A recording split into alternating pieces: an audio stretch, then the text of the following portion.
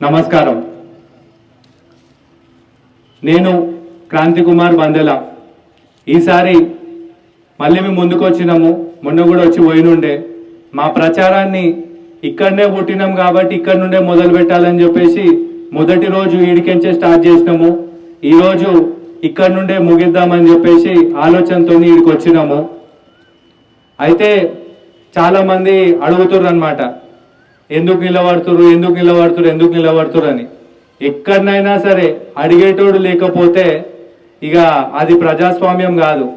మనకి ఏదైనా కావాలి అని అంటే మనం ఖచ్చితంగా అడగాలి. అడిగినప్పుడే మనకు అది దొరుకుతుంది. కానీ ఈరోజు పరిస్థితి చూస్తే ఒకడేమో ఒక పార్టీలు ఉంటాడు, గెలిచిన తర్వాత ఇంకో పార్టీలకు పోతాడు, మళ్ళీ ఇంకో పార్టీ నుండి నిలబడతాడు, మళ్ళీ గెలిచిన తర్వాత ఇంకో పార్టీలకు పోతాడు. ఇక గసంటోడు మన గురించి మాట్లాడతాడా అంటే అస్సలు మాట్లాడాడు.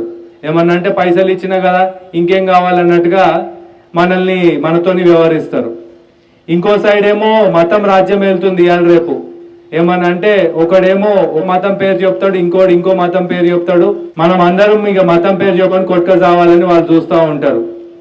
ఇంకా డీప్గా పరిస్థితులలోకి పోతే ఆఖరి ఎట్లయిపోయిందంటే ప్రతి జాగాలో సమస్యలే. ఈ సమస్యలు అనేటివి మనకు స్వాతంత్రం వచ్చినప్పటి నుండి అట్లనే ఉన్నాయి.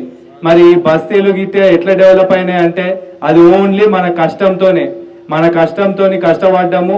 ఏవేవైతే కావాలనో తెచ్చుకొని మనమే కట్టుకున్నాం. కానీ ఎవరు కూడా ముందుకొచ్చి ప్రభుత్వం నుండి ఏ రకమైనటువంటి సాయం ఎవరికి అందుతలేదు. చాలా వరకు జనాలకు పెన్షన్లు వస్తలేవు. చాలా వరకు జనాలకు ఇల్లు లేక సరైన వసతులు లేక ఇబ్బందులు పడుతున్నారు. నల్ల నీళ్ళ కనెక్షన్ల ప్రాబ్లము, మోరీల ప్రాబ్లము, ఇవన్నీ అయితేయా కావా తెలియదు. కానీ కనీసం వాటి మీద పనిచేయాలన్న ఆలోచన కూడా లేని పరిస్థితికి ఈరోజు మన రాజకీయ వ్యవస్థ దిగజారిపోయింది. ఇవన్నీ పక్కన పెడితే ఈరోజు ఒక్క విషయం అయితే మీ అందరికీ గుర్తు చేస్తున్నాను. ఒక్కసారి కరోనా టైం గుర్తు తెచ్చుకోండి. మీ అమ్మనే అయిండొచ్చు, నాయననే అయిండొచ్చు, అక్కనే అయిండొచ్చు, చెల్లెనే అయిండొచ్చు, తమ్ముడో లేకపోతే కొడుకో బిడ్డను ఎవరన్నా అయిండొచ్చు. వాళ్లకు కరోనా వచ్చినప్పుడు ఒక్కొక్కరు దగ్గరకు వచ్చి ముట్టుకునే పరిస్థితి లేకుండే, హాస్పిటల్లో బెడ్లు దొరికే పరిస్థితి లేకుండే. అన్న మావానికి కరోనా వచ్చింది, ఒక్క బెడ్ దొరికితే బతుకుతాడు ప్లీజ్ అని చెప్పేసి అడ్డమైన కొడుకుల కాళ్ళేలు పట్టుకోవాల్సి వచ్చింది. ఆక్సిజన్ సిలిండర్లు లేక పిల్లల ప్రాణాలు పోయినాయి. మా పిల్లకు ఒక్క ఆక్సిజన్ సిలిండర్ దొరికితే మా పాప బతుకుతుందన్నా అని చెప్పేసి నానా సంకలనాకి అడ్డమైన వాళ్ళ కాళ్ళేలు పట్టుకున్నాం. ఒక్కసారి ఆ పరిస్థితి గుర్తు తెచ్చుకోండి. ఇవన్నీ అయిన తర్వాత హాస్పిటల్లో ఏదో ఒకటి పోతే పోనని ప్రైవేట్ హాస్పిటల్లో వేస్తే వాళ్ళు మన పుస్తెల్ని ఆస్తుల్ని అమ్మిపించారు. ఈరోజు ఆ పుస్తెలు ఆస్తులు అమ్మిన తర్వాత కూడా మన వాళ్ళ ప్రాణాలు చాలా వరకు బతకలేక పరిస్థితి అయిపోయింది, చచ్చిపోయారు. వాళ్ళ శవాల్ని గుట్టల్లాకేసి తలగబెట్టి ఇంత బూర్ద మన ముఖాన కొడితే ఆ అస్థికలు మనోళ్ళయో కాదో అని తెలియక గంగల కలుపుతుంటే మీకు బాధ అనిపించలేదా?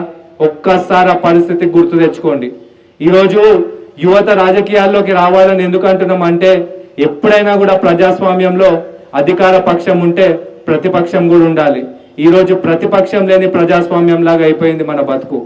ఈవెన్ ఈరోజు ఒక పార్టీ ప్రతిపక్షంలో ఉన్నా కూడా ఏమీ చేస్తలేరు.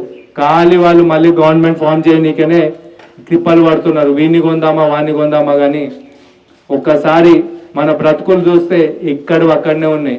మనకు కావాల్సింది మన ఈ ఇంట్లో పిల్లలు చదువుకోనీకే ఉచితంగా నాణ్యమైన విద్య, ఉచితంగా నాణ్యమైనటువంటి వైద్యం, అవి కనుక ఉండుంటే కరోనా టైంలో మనం ఇన్ని ఇబ్బందులు పడేటోళ్ళం కాదు. ఈరోజు ఎందుకు నిలబడుతున్నారని చాలా మంది అడుగుతున్నారు. గెలుస్తారా అని అడుగుతున్నారు. మేము గెలుస్తాం ఖచ్చితంగా. అందరి ప్రేమాభిమానాలు గెలవనీకనే ఎన్నికలలో నిలబడ్డాం, గెలిచి తీరుతాం. ఇక ఓడిపోయేటోళ్ళకి ఓట్లు ఎందుకు వేయాలి అని అంటే ఈరోజు ప్రజాస్వామ్యంలో ఏది ఏమైనా సరే ఓటు యొక్క విలువ కాలి గెలిచేటోనికి వేయాలి, వానికి వేయాలి, వీనికి వేయాలని కాదు. మీరు వేసే ప్రతి ఓటు ఈరోజు ఉన్న వ్యవస్థలో ఉన్న ఈ చెత్త నా కొడుకులందరికీ వ్యతిరేకంగా ఒక తూటా లాగానే పనిచేస్తుంది. భగత్ సింగ్ స్ఫూర్తితోని ఒకటే ఒక విషయం చెప్తున్నాం. మేము ఒకటే నేర్చుకున్నాం, జీనా హై తో మర్నా సీఖో, కదం కదం పర్ లడ్నా సీఖో. हमने जीना सीखा, मरना सीखा और कदम कदम पे लड़ते रहे हम लोग. ఈ రోజు ఈ హైదరాబాద్ సిటీ ఓవన్ అయ్యే జాగిర్ కాదు, ఇది మనది. ఈ సిటీని నాశనం చేయడానికి అడ్డమైన కొడుకులు వచ్చి మన బతుకుల్ని అడ్డి పౌసర్ లెక్క అమ్ముతున్నారు. ఆ పరిస్థితిని అర్థం చేసుకొని ఒకసారి మేమిగో మీకు పంచిన పాంప్లెట్లల్లా ఒక ఇన్స్టాగ్రామ్ క్యూఆర్ కోడ్ పెట్టినాం, చూడండి, మా వీడియోలు చూడండి. మేమేం మాకు ఓటేమని అడుగుతలేం, నచ్చితే సపోర్ట్ చేయాలనిపిస్తే సపోర్ట్ చేయండి. మేము ఎట్లా కొట్లాడుతున్నాం, ఏం చేస్తున్నాం అనేది. ఈరోజు మీరు వేసే ఈ ఓటు రాబోయే యువతరానికి ఒక అధికారంలోకి వచ్చి మంచి మార్పు కోసము ఒక మొదటి అడుగు.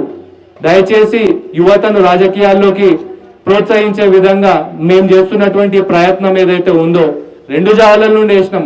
ఎందుకు అని అంటే అంత వీళ్ళే ఉన్నారా, ఎవరు లేరు అనే పరిస్థితిలో చాలా మంది ఆగిపోతున్నారు. 50% మాత్రమే పోలింగ్ అవుతుంది, ఆ మిగిలిన 50% మంది ఓట్లు వేస్తలేరు. అట్లాంటి వాళ్ళకు కూడా ఒక ఆప్షన్ ఉండాలన్న ఉద్దేశంతో ఈరోజు యువజన పార్టీ అడుగు ముందుకేసి మీ ముందుకు వచ్చింది. ఈ పార్లమెంట్ ఎన్నికల ప్రచారం మేము ఇక్కడ నుండే మొదలు పెట్టినాం, ఇదే చంద్రనగర్లో ముగిస్తున్నాం. దయచేసి మీ అందరి ఆశీర్వాదం మా మీద ఉంటుందని ఆశిస్తున్నాము. మా గుర్తు సికింద్రాబాద్ నియోజకవర్గానికి అగ్గిపెట్ట, హైదరాబాద్ నియోజకవర్గానికి క్యారమ్ బోర్డ్. జై యువజన, జై హింద్.